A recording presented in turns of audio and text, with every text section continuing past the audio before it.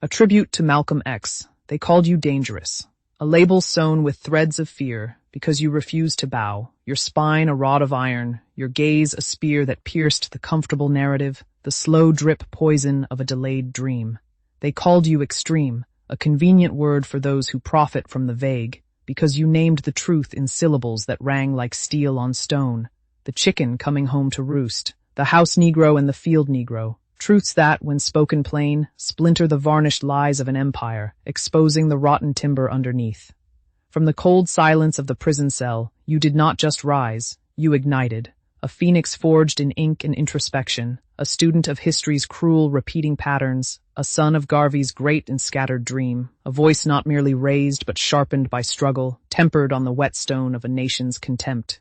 You taught us that freedom is not a scrap, begged for in whispered apologies at the back door, but a continent claimed in the thunder of our collective will. That dignity is not a certificate granted by others, but a compass carved into the marrow of our bones, a north star that guides us back to ourselves when the world says we are lost. You told us, your words etching a blueprint on our consciousness.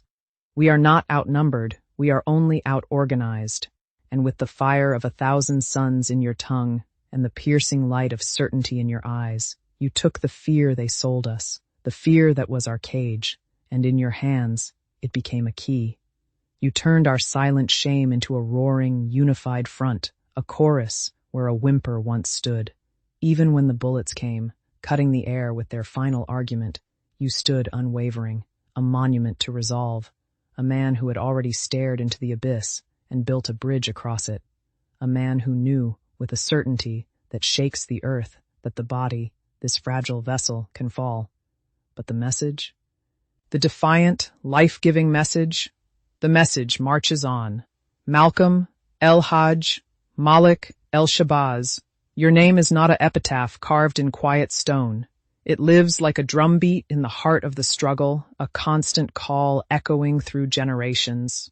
We rise not in mourning, draped in the cloth of what was lost, but in fierce continuation, a baton passed in the relentless relay, for every child who asks why, with fire in their question, for every voice that dares to speak the verboten truth, for every people who, seeing the boot, refuse to kneel. You were the necessary storm that washes the field before the harvest, the uncomfortable question that must be screamed before the answer can be whispered, the cleansing fire that burns away the dead wood before the dawn. And still, brother, in the streets, in the classrooms, in the quiet of our resolve, we call your name, and the echo answers back, by any means necessary.